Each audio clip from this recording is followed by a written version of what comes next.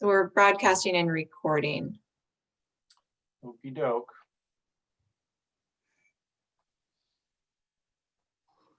David, what did you think of the MRBA meeting a couple weeks ago? Gee, I don't, it seems so long ago. I know. Where did that go? I'm having trouble remembering. Remember we got shut off like right in the when Bruce Tarr got up and left? Right. Yeah, Yeah, Joe, were you there? Yeah. Yeah. Paul, weren't you there too? No, it wasn't. let's see. Someone else was there. Bunch of city staff were there. I was surprised that the guy from the Corps that had been there so many years was there. Mark Hable? Mark, yeah. Yeah, I was too. I thought He'd been had missing for a little retired. while. Yeah.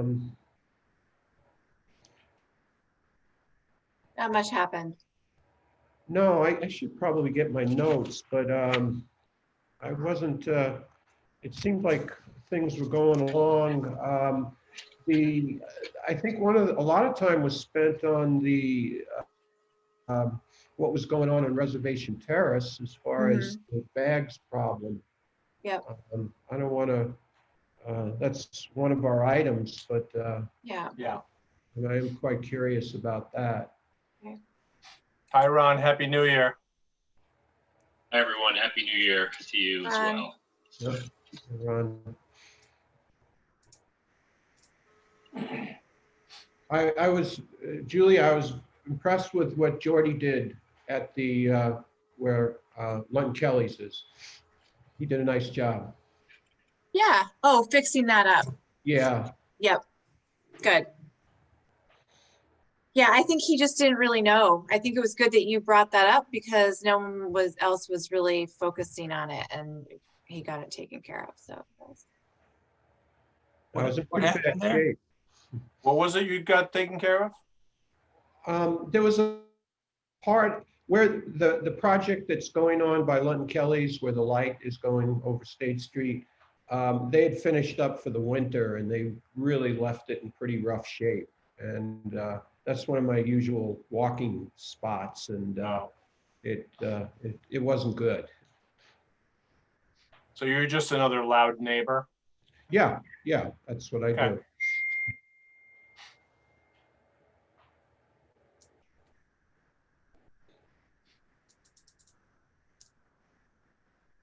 So that's an interesting project. It looks like the hardware stores reclaiming some property. Is that what's happening?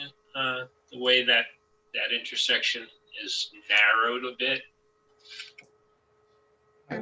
I would guess that the right of way is claiming. Okay. I think that the hardware stores are losing a lot of parking. Yeah, it just looks awkward right now because it was so wide open before. You could go to the right and left at the same time. Now it's really narrow. It's a one lane. Yeah, I think it was to get the alignment better from where the courthouse is, so you can cross at that spot. Quite a project on the rail trail as far as that stonework. yeah, big.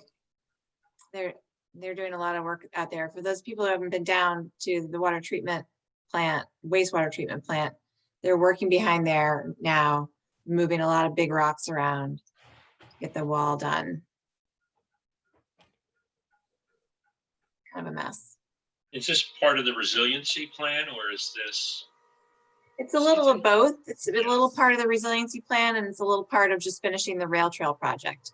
Okay. The rail trail was supposed to be done through there, but then once we took a look at sea level rise and what we really needed to do to protect the wastewater treatment plant, we decided to elevate the rail trail and turn it into basically a berm to protect the treatment. And will That's the rocks be free placed or are they gonna sort of put some mix in there to hold them together? And They're going to put a mix in. So they're reaching out and grabbing some of the ones that had been there before and sort of pulling them back up. And they're gonna reset those, and then they're bringing in new ones to create a full like revetment wall there. A lot of really large stones.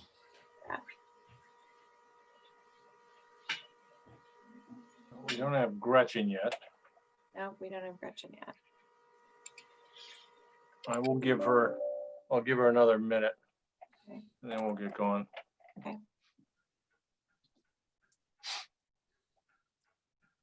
Steve, I was gonna bring my my big stick down to show you what I'm carrying around over there now, but I forgot. I left it. I don't have a prop for the meeting tonight. Well, I walked through there yesterday afternoon, but I didn't see any large wildlife come out after me. That's good. That's good. I did see somebody talking about a very large fox on, what is that? The And next door. Parker Access Ridge. Common. No, there's another app that's called Next Door. Oh, the app. Oh, yeah, yeah. Oh, I forget what that one is. It's like the neighborhood one. yeah, All right, there's Gretchen. All right, let's bring this meeting to order. The January 5th, 2021 Newburyport Conservation Commission meeting. It's taking place on the Zoom platform, and this meeting is being recorded. The first item on the agenda, the November 17th? Was that our last December. meeting? December 17th. December 17th, okay. So it's 15th in the Oh, note. 15th. Sorry, 15th. Okay, December 15th. All right. Anybody got any comments, questions, additions? Motion to approve.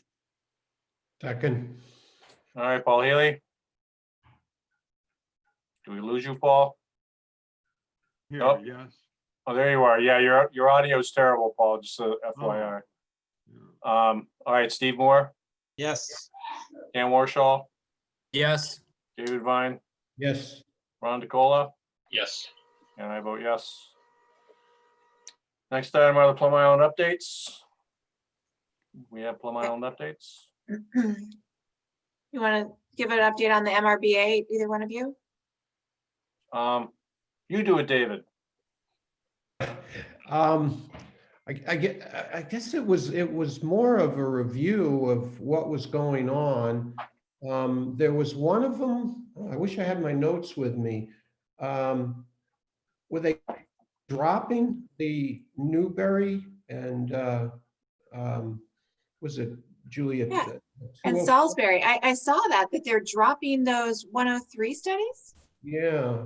because of cost. Yeah, budgeting, which kind of Yeah. came out of the blue. That had been kicking around for a long time. Yeah, that was really surprising. And not sure where that's all going. The other thing was there was quite a bit of talk about the Reservation Terrace, the project that had those super bags, the sandbags that had gotten raveled, and at that point it had just occurred, and I don't know what the follow-up was, and I was kind of curious, Julie, on that.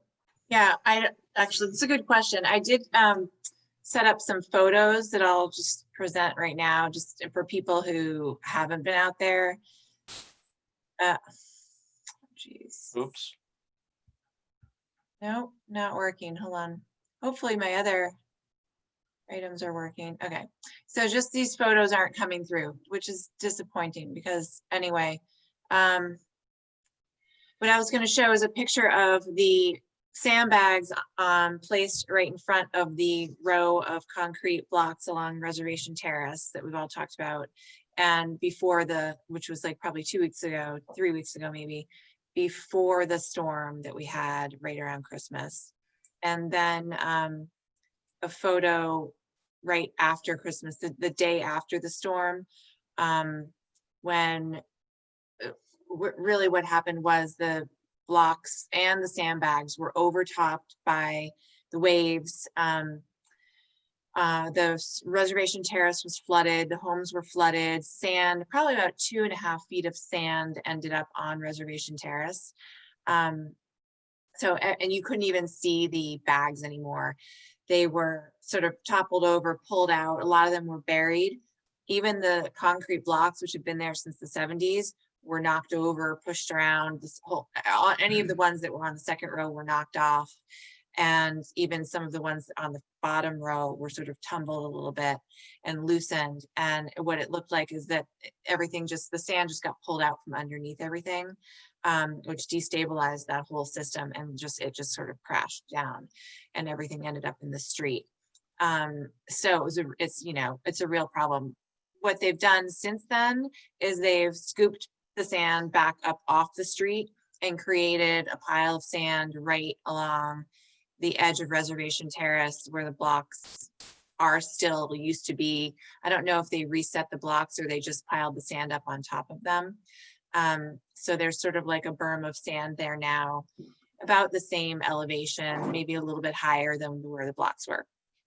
And so maybe that will provide a little bit of protection if there's another storm. But really I was standing out there the day after the storm. It was calm and sunny, although there was probably residual wave action and residual high tide from the storm.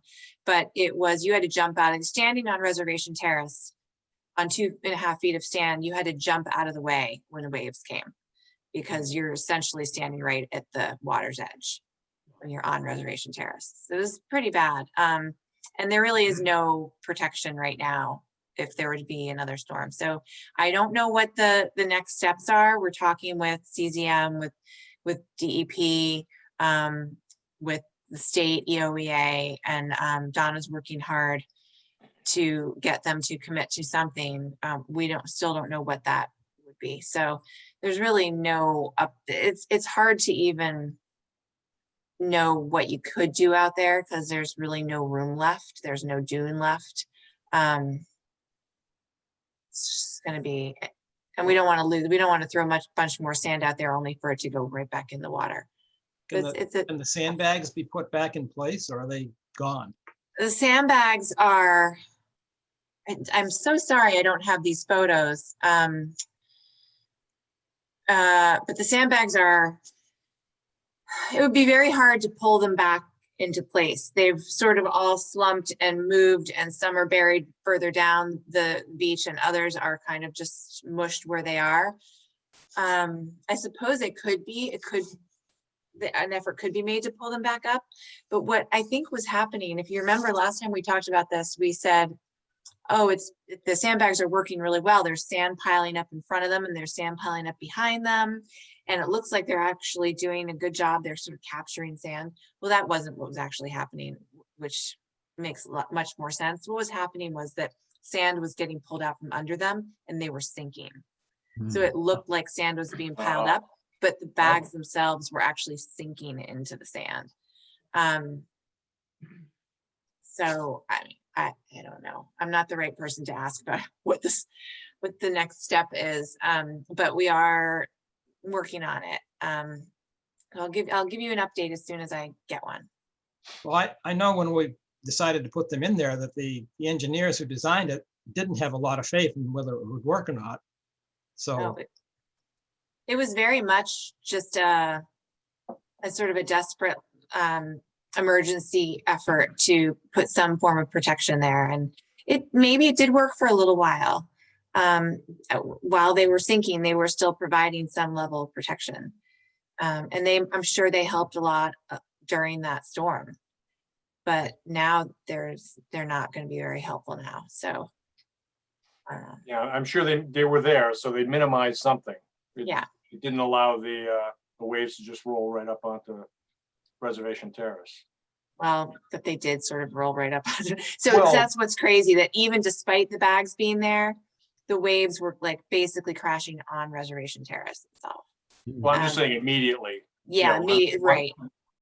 You know, if they weren't there, it probably would have been a lot worse earlier. Yeah, you're right.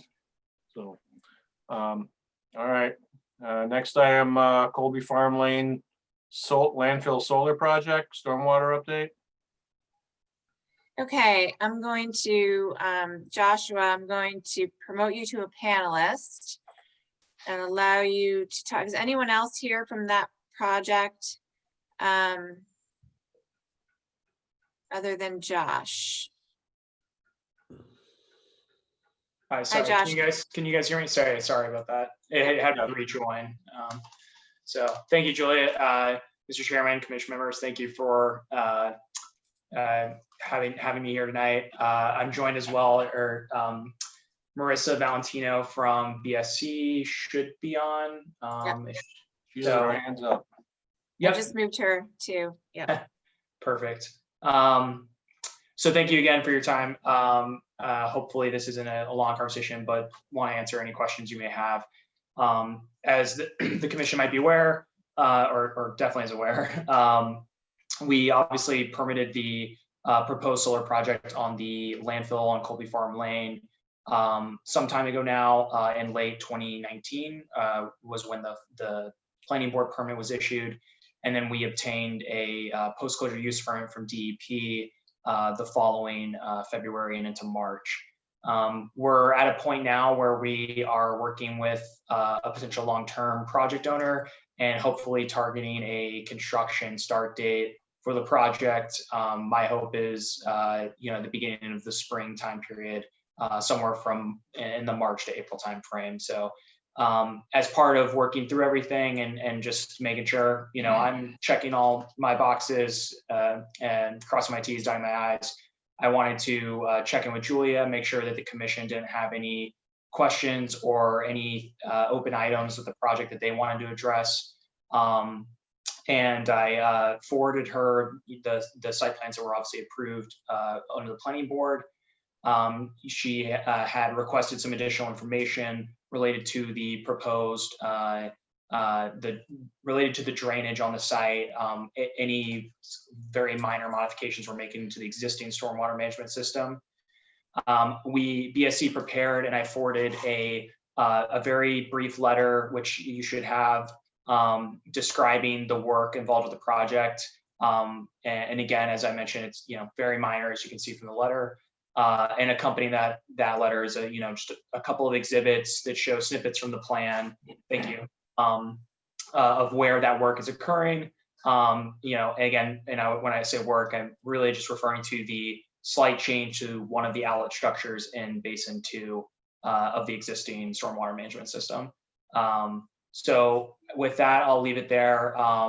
Hopefully, I hope that you've had time to just briefly read the letter and look at the figures. And if you have any questions, Marissa from BSC's can definitely answer them, and I'm happy to answer them as well.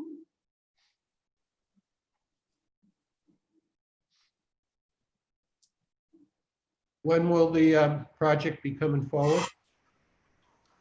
Sorry, when will could you repeat that? When will the project? Are you filing something on this? So, good question. So I think that was part of my clarification with Julia, was to confirm if the commission, in the commission's view, there was any filing needed. We had been under the assumption that there was no filing needed, primarily as we would classify the extent of the work to be done on the existing stormwater management system as effectively maintenance, and to be done under the existing order of conditions under which that system was created and is maintained. So again, that was something just to confirm here and make sure that no one on the commission felt otherwise based on the work that's being proposed. Yeah, just to remind the commissioners, the entire project, aside from now a little bit of this stormwater management system maintenance work, the rest of the project is outside of the 100-foot buffer zone. So they're really out of our jurisdiction. We took a look at this a year and a half or so ago, at least, right, Josh? Yeah. And determined that literally none of the work that they were proposing was going to be within our jurisdiction, except that there's this stormwater management system associated with the landfill, which still needs to be functional and operable for now, this new activity on top. And so BSC took a look at the functionality of the stormwater management system that got designed out there. And I think, correct me if I'm wrong, but it was all working properly for the most part, but now it looks as though there needs to be a little bit of maintenance on these two basins and on some of the swales. And so because that work is considered part of the operation maintenance of the stormwater system that was permitted under the previous order of conditions for the landfill, it's not, it doesn't require permitting for them to go in and do this sort of maintenance. But because they are going to be working in that area, they just wanted to update the commission on the measures that they're taking to maintain and improve the system. So there is a small basin on the southwest corner that Steve, Julie, and I walked by today that it was our understanding that that's supposed to be a like an overflow structure. And it was full of water today. So Not nice water. no, it was very unpleasant water. Yeah. So go ahead, Josh. No, sorry, yeah, definitely. So that small pool, basin pool that you're referring to, we had discussed that briefly during permitting. I know the times I've been out to the site, I don't think I've ever seen it dry. I think it's been pretty full of water, or had standing water in it pretty much every time we went out there. I think what was determined at the time was that, at least for the system functioning as it is right now, that the standing water in that pool, is likely from, and Marissa, you could correct me if I'm wrong here, but I believe it was discussed it was likely due to the groundwater table being, higher in that area. There's a large pipe that leads to that pool from I'm trying to orient myself here, from the southeast basin, or the very large basin that you first see when you come up to the site. That drains, I think, in part to under the culvert under Colby Farm Lane and to the wetland area across the road.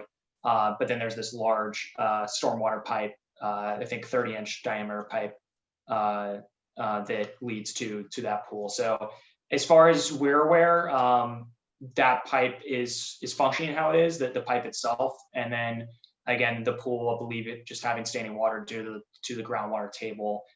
We haven't proposed any, thus far in our design, there's no change from the solar project. That is, there's no changes or any maintenance that would be needed to be done on that pool or that large pipe in order to make sure they're functioning as they should be today. So I know that there was concern for the culvert underneath Colby Farm Lane, and there was concern whether or not that pipe was functioning, or that culvert pipe was functioning as it should be. And I believe there was concern whether it had been collapsed. We did clear that up with the Department of Public Works, who had scoped that pipe and confirmed that it hadn't collapsed and it was functioning as it is. We were going to plan on digging the road up and fixing that pipe if needed, but we closed that loop. So otherwise, we haven't identified any deficiencies to date. Okay, I guess my question about that pool or that basin on the southwest corner, we were standing on the trail and we were looking up at the water level. So I don't think it's groundwater. It's not a groundwater level. It's a good point.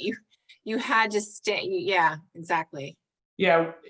Is there, it's something that, like I said, would be assessed. I mean, I guess, has there ever been, I'm just trying to think in terms of how we're managing, obviously the changes that we're making right now, or the maintenance proposed primarily only in Basin 2, has to deal with peak runoff rates.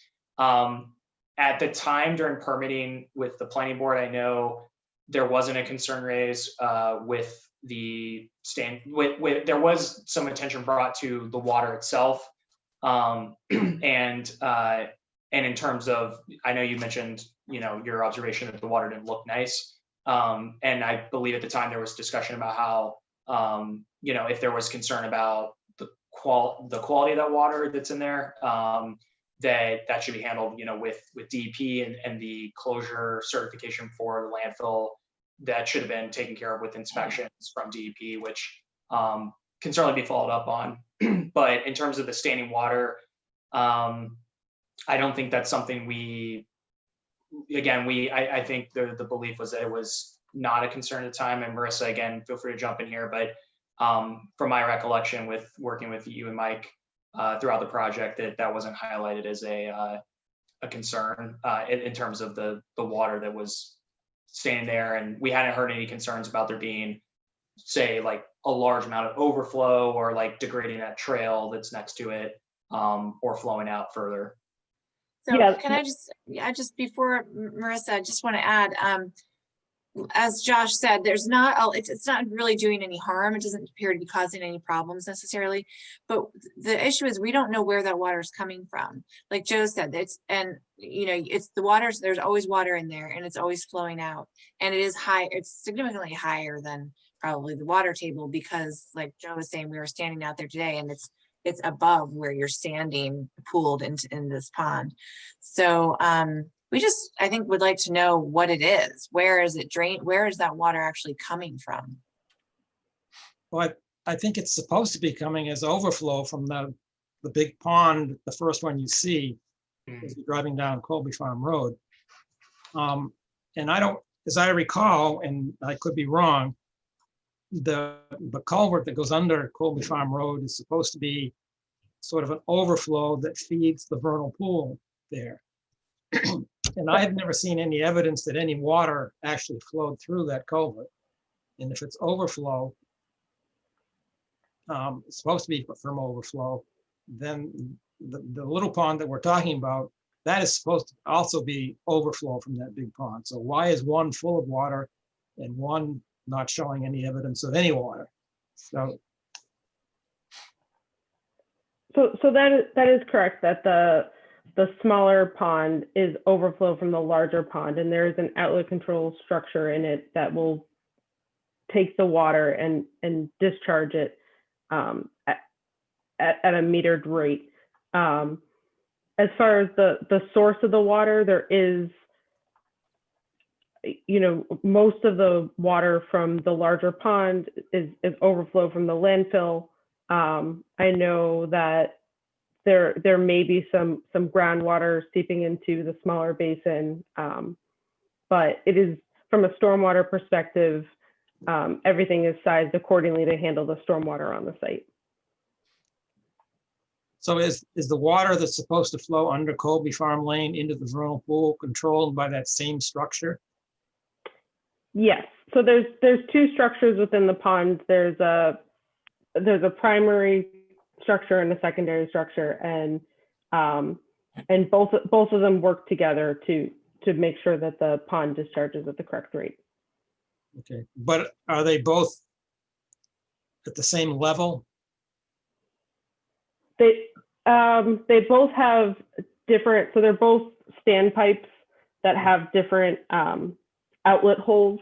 I don't have the exact elevation, but I believe the outlets out of them are different in order to meet those peak flows.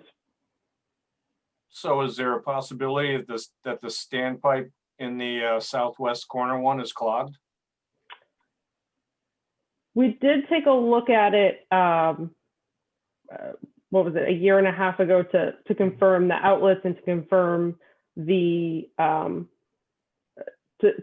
outlets, the sizes and the elevations. And at that point, it was not. Was there standing water in? Do you remember? I don't really expect you to, but I'll ask you anyways. There was, I don't recall it. Okay. And Marissa, I'll jump in and add, if there is standing water, or I'll call it, recurring standing water in that pool, it's possible there could be some sediment lining the bottom of the pool that keeps the infiltration from happening more quickly. So that standing water stays in that pool for longer periods of time. In which case, as part of the maintenance of the system, that should be checked, or if there is potentially some sediment buildup, it would be, mucked out, which is a common occurrence typically when constructing projects with new basins and with clearing. Obviously, in this case, there's no, there will be no sediment runoff from the site. We're not doing obviously any clearing, but that could be potentially something that just maybe there's some sediment in there that hasn't been cleaned out in a while. And One go ahead. So one of the additional project work that is in the swales that lead up to both basin 1 and 2, and some of that maintenance work includes installing stone check dams, and those will help prevent sediment from building up in the basins. So the sediment will slow down and build up in the swales, and those are easier to maintain than the basins. So part of the maintenance plan, is that going to include checking that standpipe and mucking it if necessary? Yes. Okay. Well, that would probably solve our entire issue. Anybody got anything else?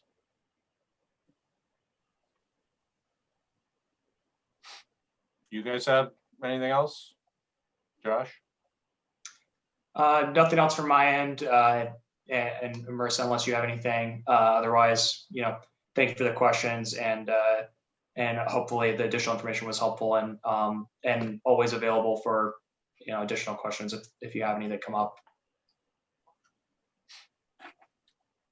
Should we get some sort of notification when annual maintenance or whatever kind of maintenance is done on this system? Do we want that? Do we care? For the sorry, sorry, go ahead. Anybody in the commission? Anybody? We don't typically get reports on maintenance of stormwater systems in general. But if you had a particular concern about this one, I think this one in particular would be good, because there is a problem. We think maintenance will take care of it. So let's report on the results of the maintenance. Yeah, considering the potential of that water, being by a landfill and so forth, it'd probably be a good idea to have a follow-up, at least a letter or something reporting, what the next, what you encountered. Yeah. And this is Josh. I'll weigh in a little bit. I know, obviously, I know the landowner with this site has a very is a very difficult and long history with the city. So I know probably getting things like that out of him for maintenance of the site and that system is difficult. I know this has been discussed with the city, on several occasions, but as part of our lease for the solar system on the landfill, rent for the project has to be used for O&M and maintenance for the landfill itself, post closure obligations that are mandated by DEP. So whatever those O&M obligations are, the DEP specified in their closure certification, our rent, can only be used for those purposes. So certainly, at the time, once the project is built and there, whoever the long-term owner may be at that time, there might be something there where maybe the city could, whenever money is used for that O&M, the city can be notified and they can follow up to make sure that whatever was done and is satisfactory, and so there's a flow of communication there. Yeah, it would be good to get something. Yeah. Yeah, and it seems to me that if I understood correctly earlier, someone mentioned that DEP has some obligations to follow up and see if things are working properly. And if, in fact, after your work, there is opportunities to engage DEP to get this thing, to make sure it's being operated properly, it's operating properly and being maintained sufficiently, maybe there's an opportunity with a good report to engage them more or differently. And that's something I'm more than happy to assist with. I've occasionally, check in with Rick Spieler from DEP and update him as to how the project is moving along. So making sure that you have the right contact at DEP to check in with and find out how you can get those updates on those the closure certification. And as you mentioned, DEP should be doing inspections occasionally. So when those occur and when you can get the results of those and what they inspect. So. Okay. So there's one other thing. I mean, it's outside of our jurisdiction, but there are some trees growing on the landfill. And it's possible that they've penetrated the membrane and perhaps that's where some of the water is coming from that is showing up. Is there any plan to remove those trees and check and make sure the membrane is still not broken? Certainly cap integrity is certainly the priority number one for DEP and would be as the system would be in place. Again, I haven't. I'm trying to recall the last time I was there. I think it was midsummer, maybe, or late summer. But I don't recall seeing any vegetation that I would go as far as to call a tree at least on the top of the cap where the solar system will go.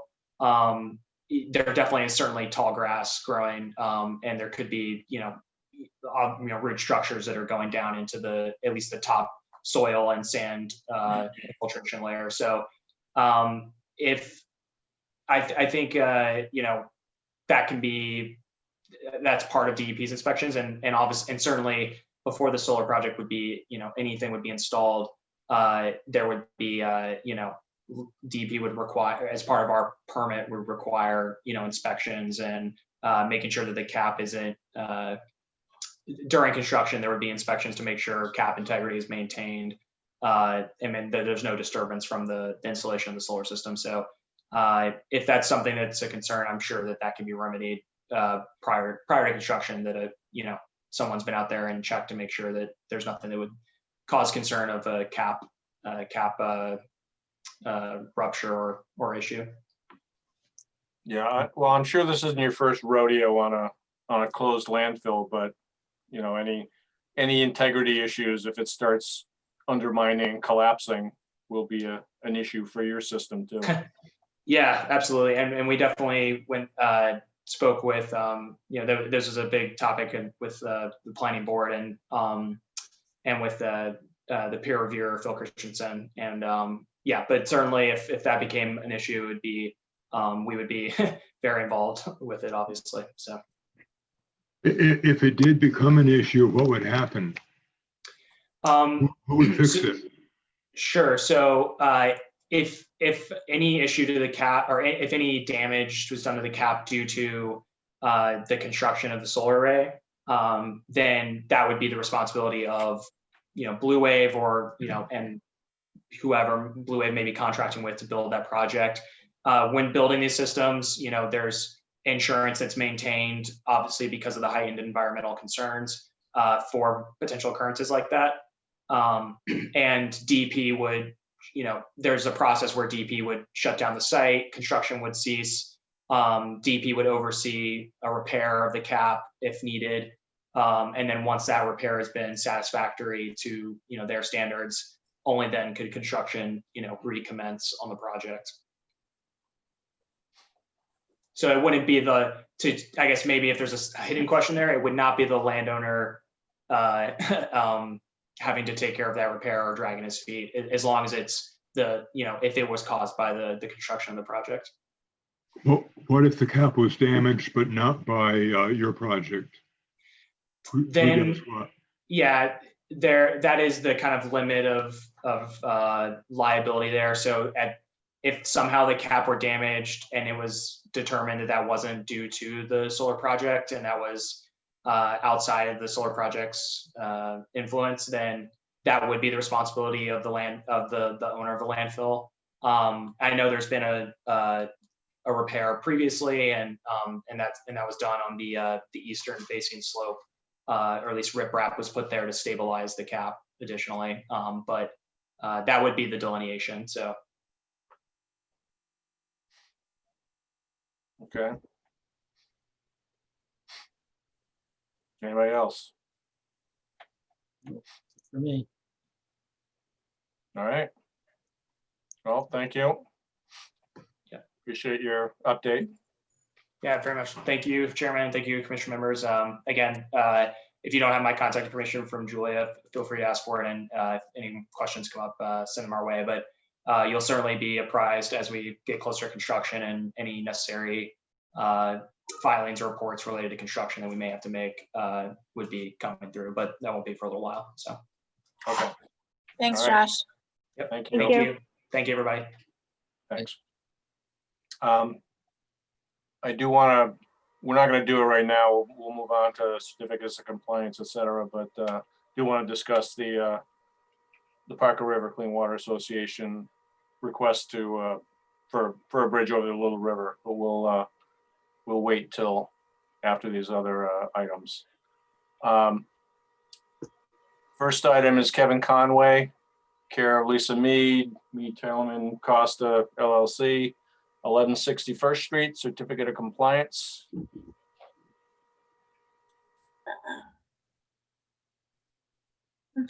Something's a little glitchy with my screen Oh. sharing. Don't know why, but let me just, oh gosh. Things are disappearing a little bit. Like it was here and now it's gone. So if you can just, oh man, something's really, I'm gonna try to stop sharing and then start sharing again. So just Okay. hold on tight for a minute. Let's share.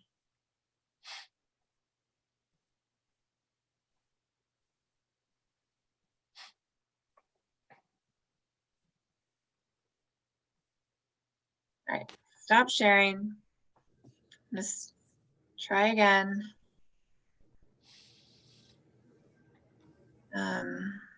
Actually, before I do that, it looks like it's not going to show up. So I'm going to try to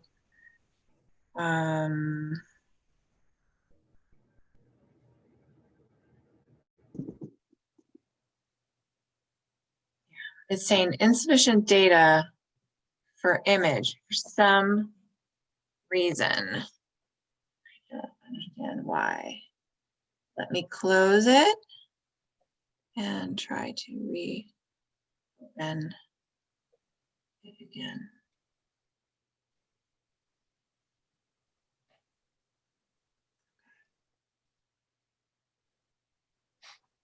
Sorry, you guys, just a sec.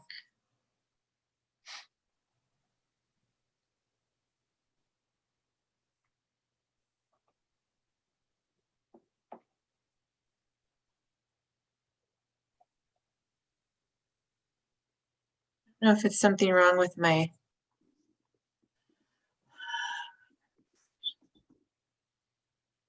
Give me one more minute.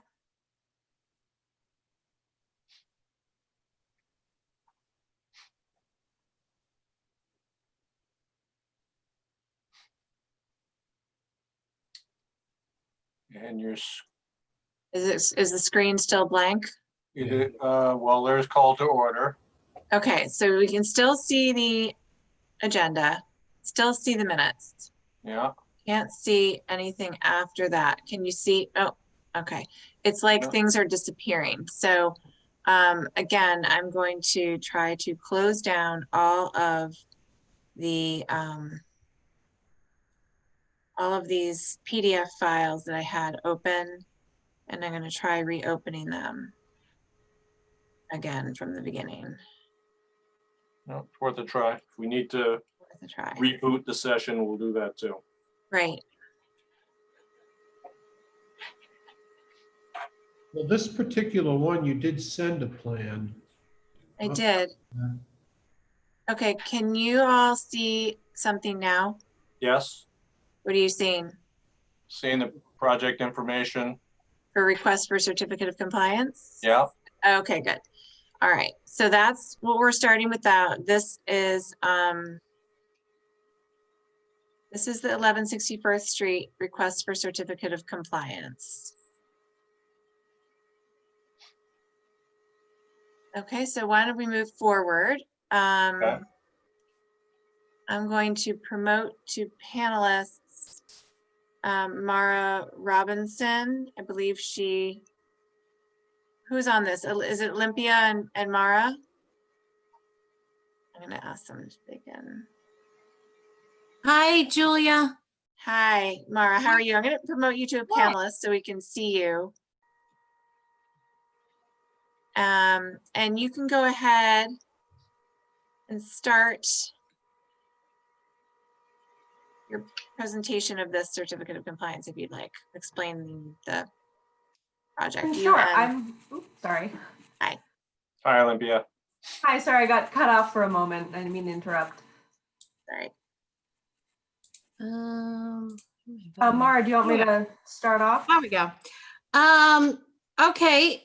Well, we meet it, if not exceed it. I have to say, so Julie and I were back and forth on this one. Initially, we were going to have actually more pea stone on the project than we ended up having. And I mean, it's reflected on our plan. Julie and I were going back and forth. I know, our clients wanted to have the entire back all pea stone, but we settled on only having a path and the front drive court area as pea stone. The rest is planting and sand. And that whatever is shown. So this plan that was developed a long time ago by, I guess, the builder, is honestly, when I was out on the site and I was brought on out there, it wasn't that accurate. It was mainly just Rosa rugosa everywhere. And maybe by that time it just had spread everywhere.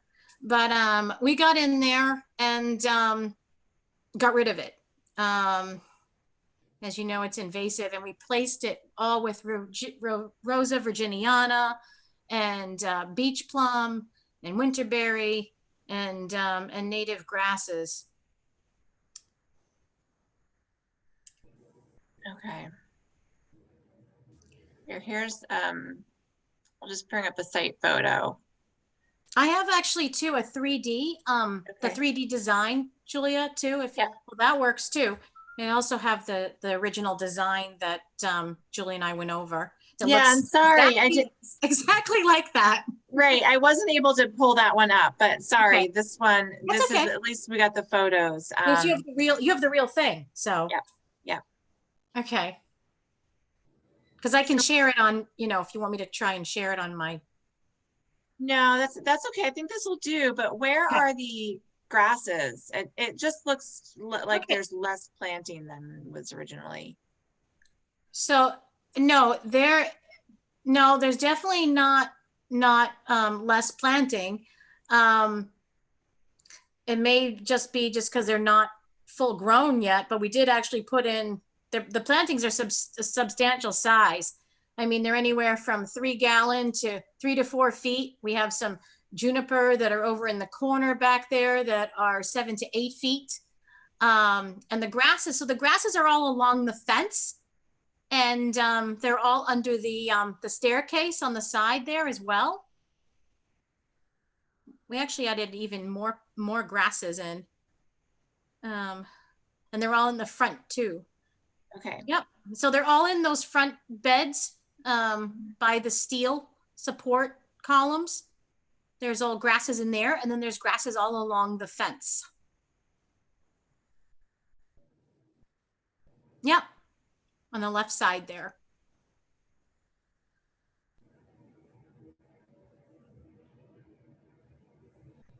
Okay, and we got the as-built plan. We do have that as well.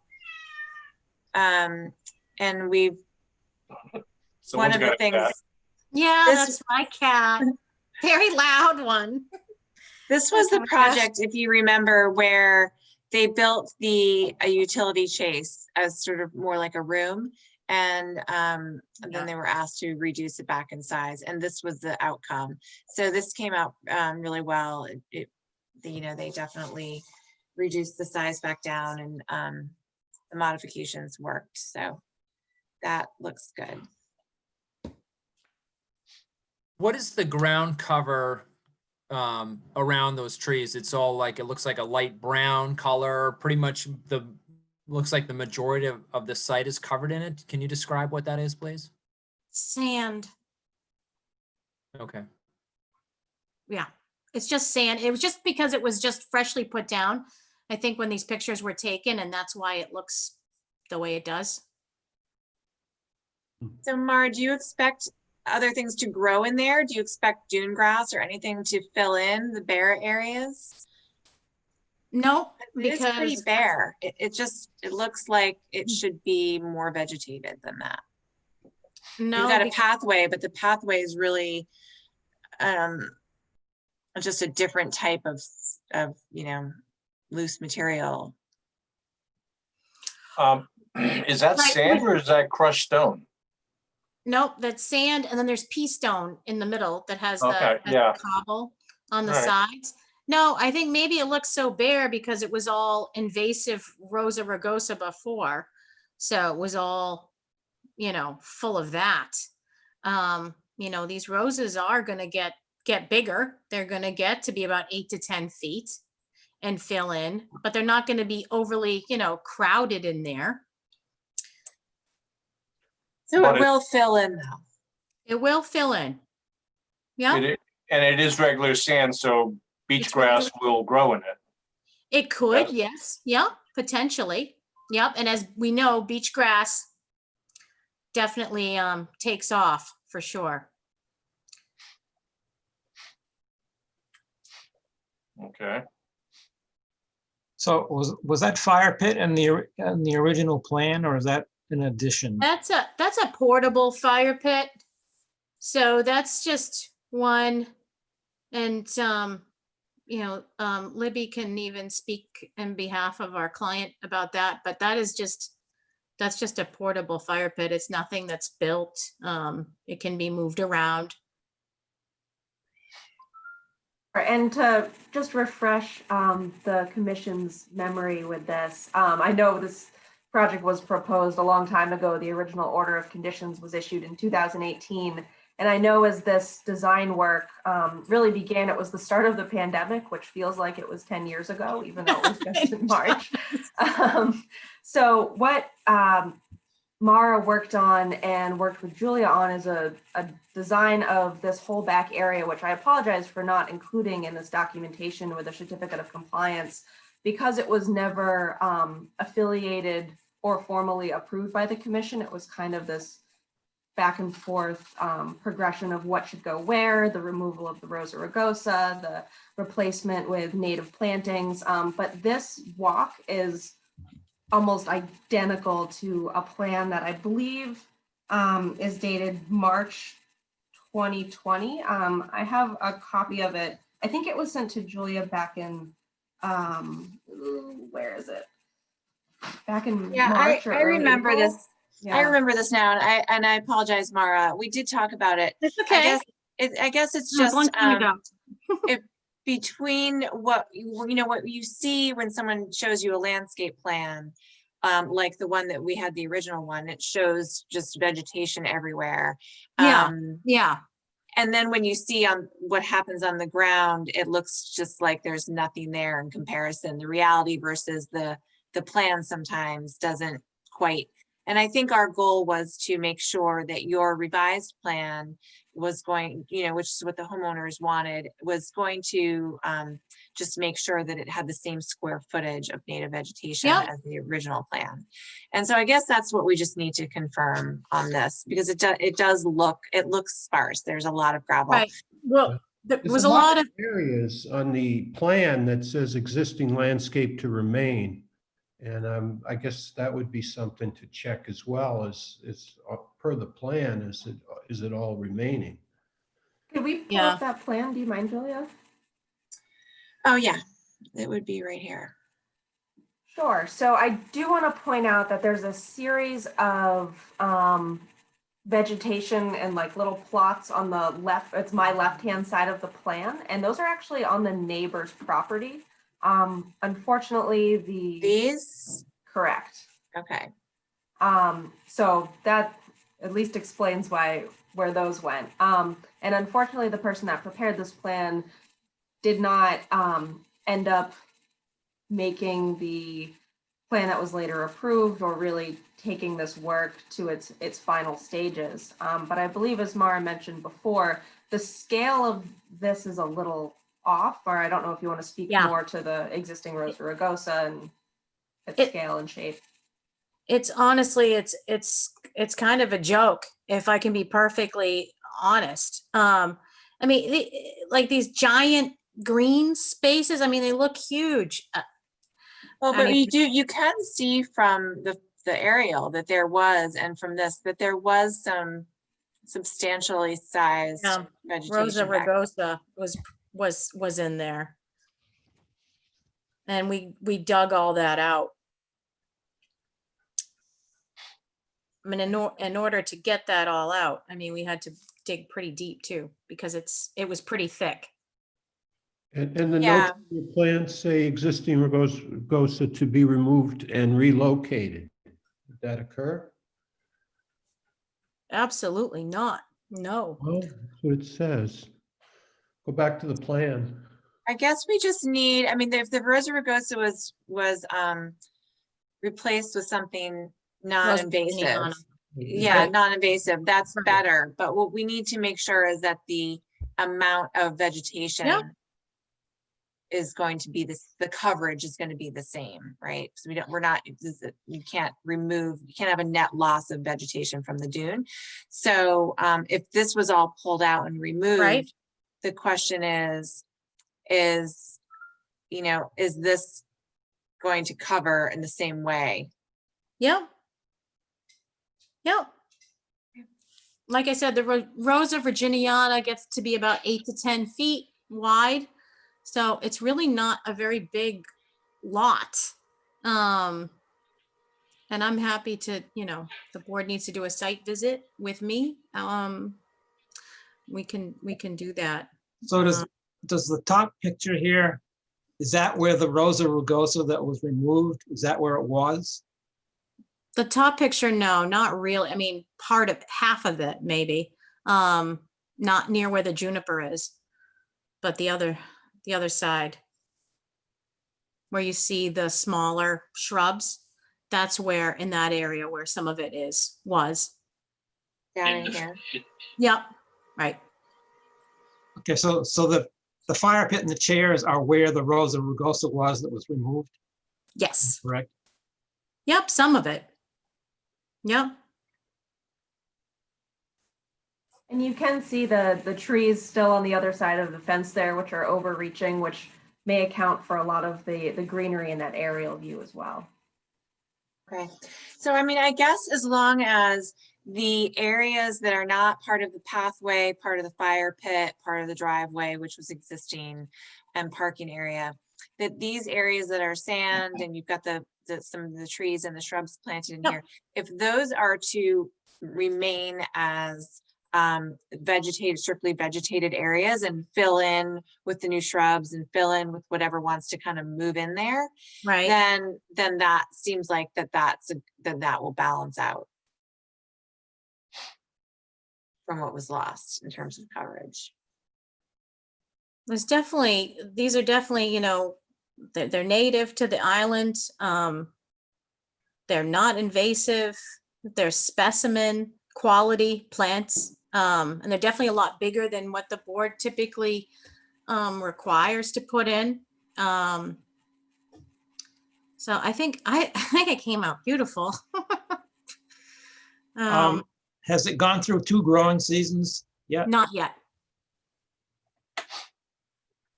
One thing I am gonna say is I'm toggling over here on the city map site between 2017 and 2020. And honestly, I don't see a big difference in vegetation there. I'm kind of amazed that there isn't that much of a difference. It least was as of- not a very heavily vegetated site before either. Yeah, at least as of April of 2020. And the new house is there too, in that April shot. So it wasn't super vegetated in 2017. just at least not from the aerial photos. That's my 2 cents.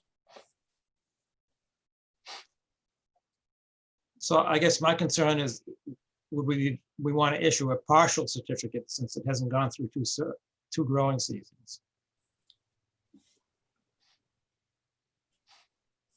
Kind of, do we need to do that? We need to Make do sure that, don't we? that, make sure that everything survives. Right. When was all this put in, Mara? How long ago? This was back, I want to say July, August. Again, it seems like it's been 10 years ago, but, yeah. Oh my gosh.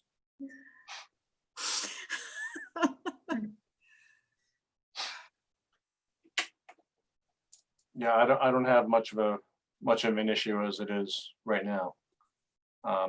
But I think, yeah, I think a partial would be probably more appropriate. Yeah, I'd be fine with that. And then we, a year from the coming August, assuming everything survives, we'll do the final. Mhm.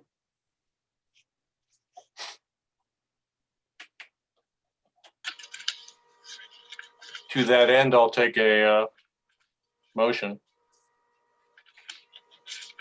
Motion to issue a partial certificate of compliance for 1161st Street. Second it. All right, Paul Healy? Can't hear you, Paul. Thumbs up or down? Yeah, give me a thumbs up. There you go. All right, Steve Moore, Yes. Dan Warshall. Dan, you look frozen. We're having Yes. lots of fun here. Okay, there we are. You're still frozen. David Vine, Yeah. Yes. Yep. and Ron DeCola, Yes. and I say yes. All right, Just thank you. one other Yeah. comment. In the check that there's a copy of, it shows the routing number and the account number. This is a public document. Yeah, we've just gotten guidance that now for applications, because everyone's submitting everything digitally and all in one PDF, sometimes the check, a copy of the check gets in there on in that one copy of the PDF. And that can, because then it gets posted on our website, all those routing numbers and things, it's probably not a good idea. So we're just advising applicants moving forward to leave the check out of the PDF that gets submitted. Okay. Yeah. That makes sense. And then we'll take this off the website. Yeah, So- well, Julie, you can probably redact it too. Redact that. Yeah, maybe I'll have to figure out how to do that, but Yeah, it's not hard. okay. Not hard at all. Okay. Um, And thank you, Mara. So I have and a it was- question. Yeah, So what happens with the partial? I'm not familiar with, I don't think I've ever received a partial CO. So what does that mean? Do we come back in another year or like, what do we do? so that means that the commission is issuing a certificate of compliance for Yeah. parts of the project that have been, formally completed, and like the house itself and the Right. stairs and all that, and that the plantings went in. But a lot of times, you hold off on giving a complete certificate of compliance until there's like 2 years of 2 growing seasons go by to make sure that the plantings are established. Or sometimes if someone needs to move into the house, you can issue a partial certificate of compliance for just the house. And then there may be parts of the project like the landscaping or other types of work that are shed or something that need to get done later. And so you do sort of like a partial and then you do a complete certificate when that next part of the project gets completed. So it allows you to sort of get partial sign off. It's not that big of a deal, but Okay. it does mean that it's not completely closed out. So if they were to try and sell the house, Right. it wouldn't be a clean title yet. They would have to come back and like finalize the certificate of compliance. But you can record the partial certificate of compliance at the registry. Because that is, it is important to say that the structure itself was Right. completed according to the approved plans. And we're Okay. just waiting for the, 2 growing seasons. Okay. So you can get an occupancy permit. Yeah, and that will be the note that goes into the partial. In the Okay. partial certificate of compliance, there's actually a box that gets checked off.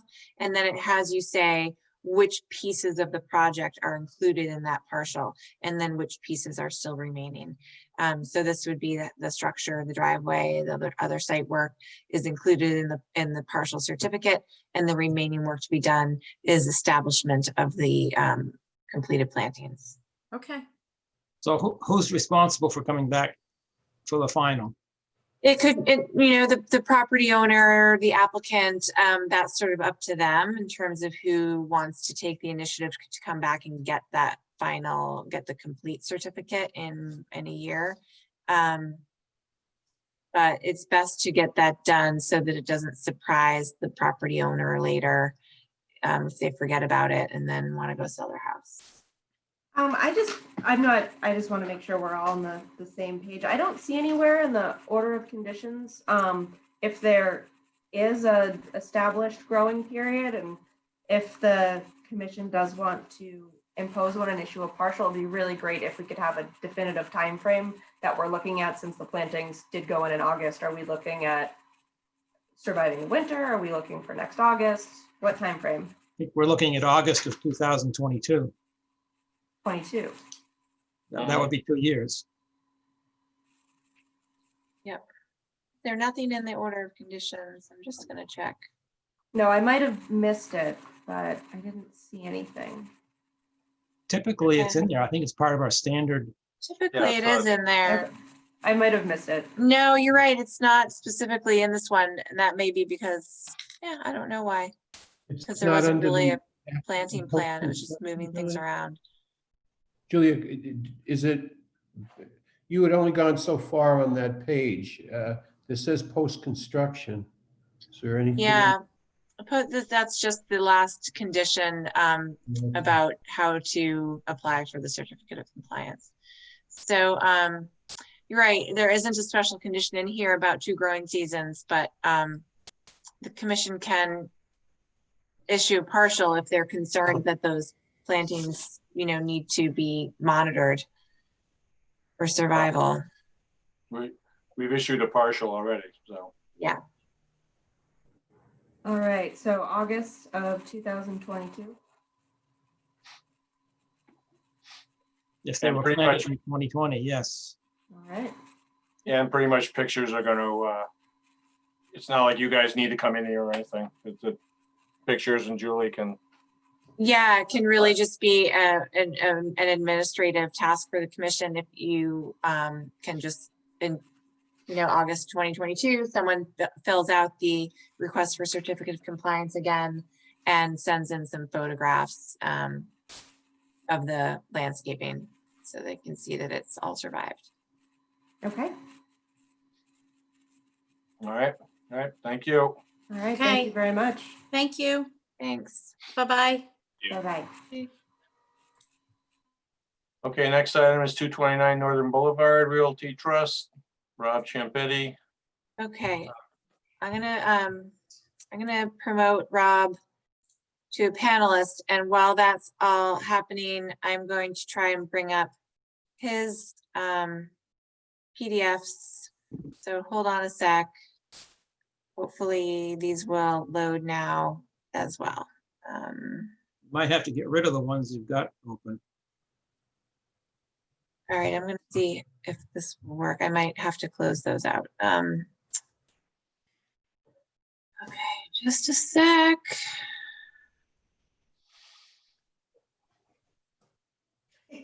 All right, can you guys see this request for determination of applicability? Yes. All right, good. All right, then we're on target. Okay, Rob, are you here? I am. Can you guys see me? Yep. Yep. Well, thank you, Julia. Good evening, Mr. Chairman, members of the commission. As Julia pointed out, of course, my name is Rob Champetti, and my wife and I are the owners of a cottage, a second home at 229 Northern Boulevard, which we own in the name of the trust, 229 Northern Boulevard Realty Trust. We are before the commission this evening on a request for determination of applicability on basically 2 components of revision work to our grounds. And as you can see from the photograph that's up, there's 2 points to what we seek to do that we ask the commission's approval on. One is to remove and properly dispose of all of the existing impervious asphalt blacktop that currently, as you can see from the photo, covers the front driveway as well as the front parking area. And then there's a driveway to the right-hand side of the house if you view it from Northern Boulevard, as shown in the photos. And we wish to replace that impervious blacktop with a pervious natural round stone with granite cobble retaining edging as shown in the drawing. And it would be the granite cobbling specimen that we see often in the dune resource area as sort of a retaining edging. The second component of our proposal is to remove the existing lawn along the leftmost or the southerly most portion of the front yard of the cottage. Though it's not really easy to see from the photo, if you look at the plot plan, you can see that the entirety of the frontage is about 55 feet. And judging from the sketch ineptly done by me that shows our contemplated emplacement of sand, it's about a third of that frontage. So it's about 18 feet or so at its widest. And it's about half that, 9 feet or so, between the fence line to the left of the cottage and the side of the building itself, that we wish to remove the non-indigenous, the typical lawn with an indigenous sand, and then we seek to plant sprigs of an American dune grass, the Camelophylla breviligulata species, or something comparable, but an indigenous dune grass at about 18 inches spacing more or less, and allow that to grow in so that we can create we'd like to soften the aesthetic, of course, of the front of the cottage. And the spirit of this is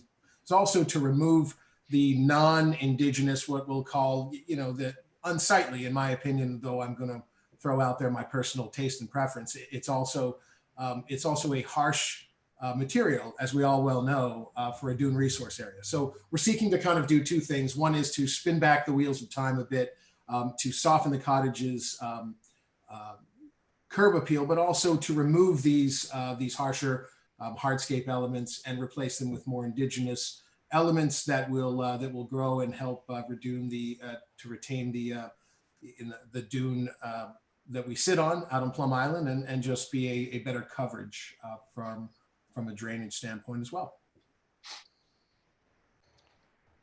Yeah, this one's a pretty easy sell for us, just so we're clear about that. I appreciate that, Mr. Chairman, and members of the commission. I don't anticipate in your unenviable role as members of the Conservation Commission, you likely don't often see folks coming in looking to plant dune grass and other things. Though I know that you do see that, and I can tell you that it just happens. It aligns with our aesthetic. My wife and I want this cottage, which seems to be a bit of an outlier in and around its company of properties, that it's a harsh scape. Honestly, it looks almost quasi-commercial, and there isn't a blade of growing anything anywhere on that coverage on the front of our house. We're looking to change that. So that's really the extent of my presentation, and I hope it meets with the commission's approval. The shrubs that we can see in the photograph, do you know what they are? They're two very sort of seasoned holly bushes. They were there when we bought the cottage. They look to be, rather tenured in place. We wouldn't be doing anything to tear those out. We would just carefully work around them so that they remain. There's only 2 of them, and they look, easily a decade or 2 old, maybe a little bit older. They're fairly large. One is at the corner of the front of the property where the 2 the fence lines meet, and there's also a telephone pole there. So my guess is that at some point, my predecessor in title planted that to help soften that telephone pole that's right in the corner.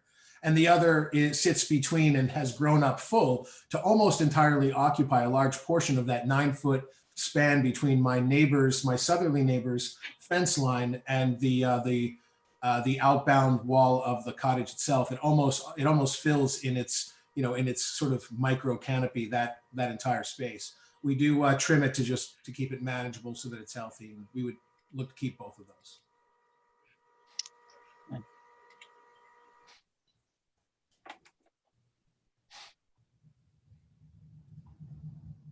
Anybody?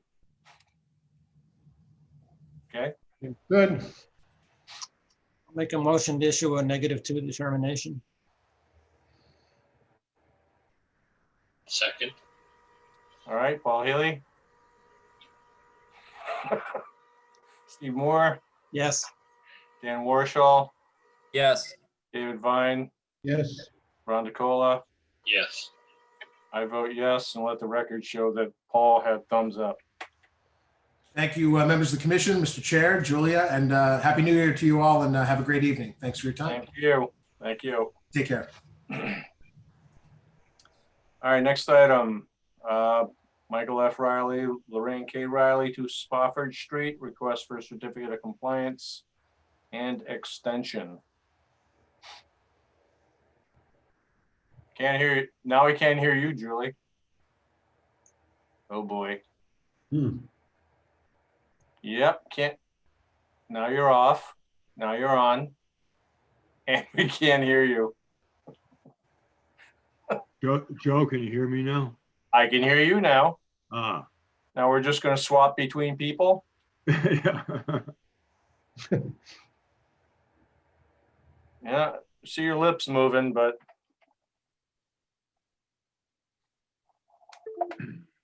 Julie, give me a call.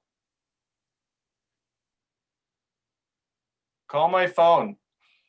And I'll put you on speakerphone. Was this the project that Tom Hughes had asked for just for the extension? Yes, I think so. Yeah, I agree. So that shouldn't be any kind of issue at this point.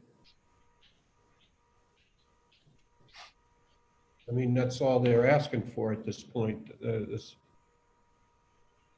Yeah, well, that's true. All right, there's Julie. Hi, Julie. Hi. Oh, great. All right. Julia, mute your computer. Yeah. There you go. Now you won't get the echo. Getting a Yeah, little, you're oh, hey, you know, we did this before and it worked okay. Now I'm getting all sorts of echo too. Is that better? Not much. Oh, boy. We should all, everyone mute. That's not a bad thing to do too. Oh, yeah, so we can just hit the space bar when we want to.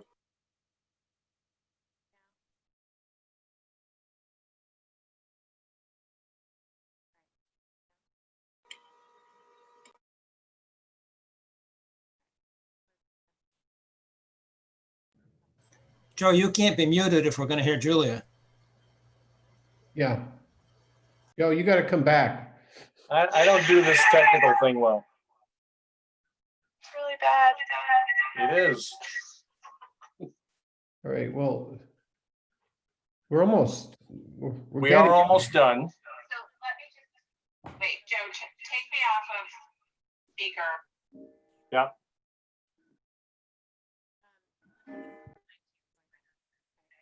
Okay.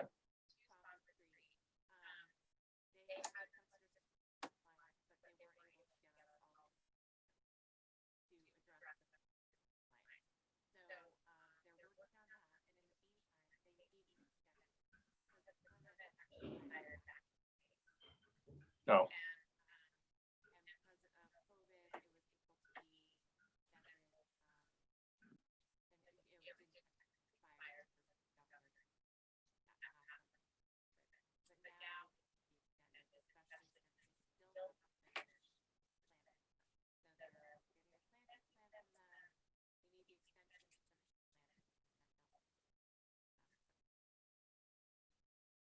Okay, so they're.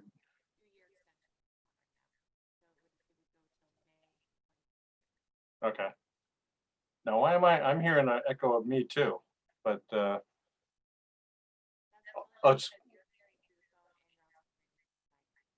I'm hearing me through your computer. That's what I'm hearing.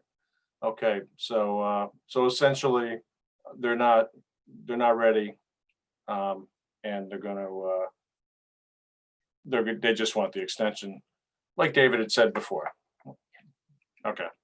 All right, so what we'll probably do is after this, we don't have any other attendees, so we'll end the meeting after this and we'll discuss the enforcements next time.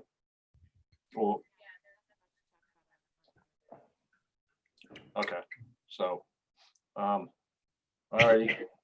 Have you So, given Jerry direction? Go ahead, what, David? Did you give Jerry his direction after the site meeting today? Yes, yeah, Julie, can you share what you sent to Jerry? Actually, what Catch maybe up we on should, that, but I was just concerned that we weren't holding them up. yeah, well, we can discuss a little bit. Julie, you can hear me, right? When I talk? Okay, so I'll just, I'll hang up and we'll discuss just the thing with Jerry after this. And if you have any questions, just call, or comments, just call me and I'll relay them. All right. Yeah, so we just need to do an extension for a 2-year extension for Spofford Street for the order conditions. Make a motion to issue a 2-year extension for the Spofford Street. Second. All right, Paul Second. Haley, Yes. Steve Moore, Yes. Dan Warshall, Yes. David Vine, Yes. Ron DeCola, Yes. and I vote yes. All right, that's that. And with regards to our site visit, Steve, Julie, and I walked out there. We started at the end of Colby Farm Lane. We did the entire Marlene Schrader Trail all the way out to the old roadbed. We encountered a makeshift bridge that I believe Jerry installed just past the landfill on the trail going over one wet area. I don't know if everybody saw that previous bridge that he had at the other end, but one of the main supports was right in the middle of the stream, which of course can't be. And we also walked the double wide bog bridges that the Boy Scouts put up there were great. It was very wet out there, and you're way above it, probably like, I don't know, 6 inches above the water. And all that came out good. Some of the corners were a little iffy, but they were fine. There were some other kind of makeshift bog bridges that were put out there that I know we didn't necessarily approve. But then we made it all the way out to the area where Jerry wants to put a bridge in.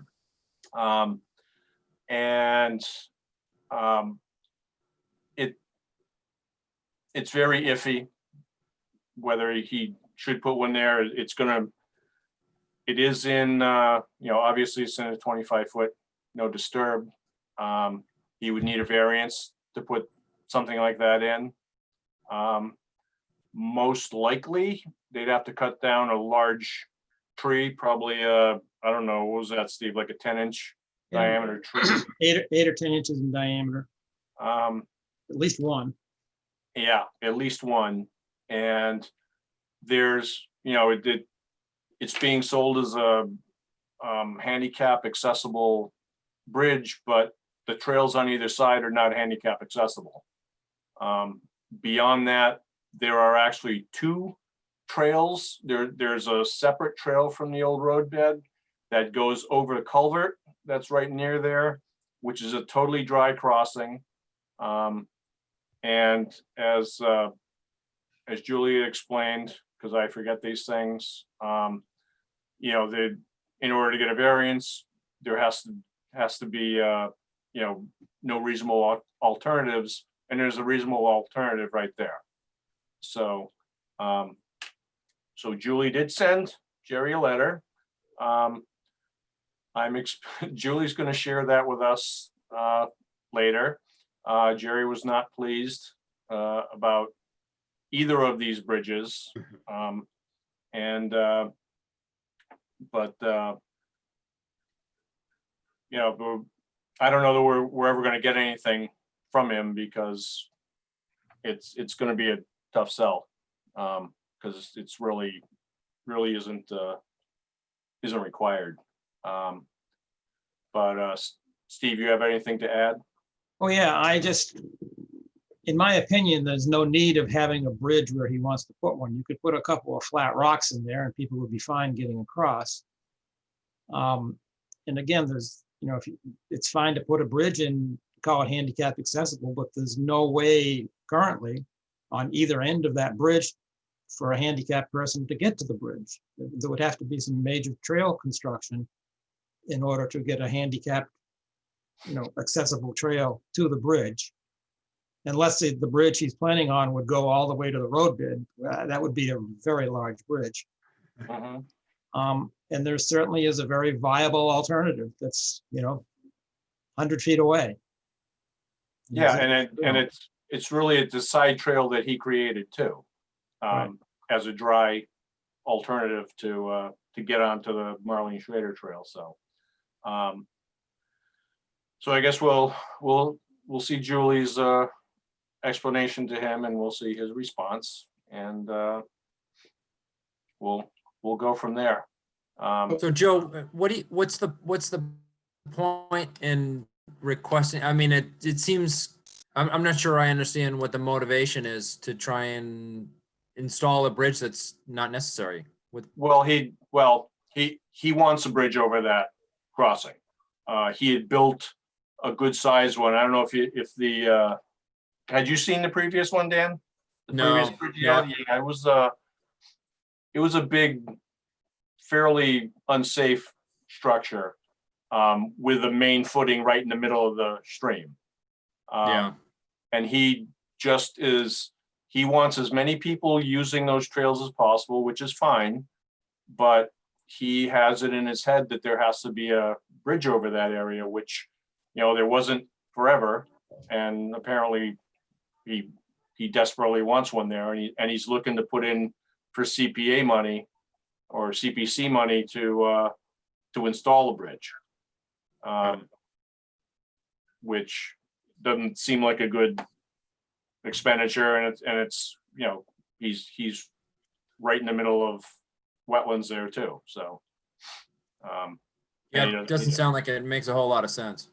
No, it does not. But that's where we are, and the letters will explain a lot more about it too.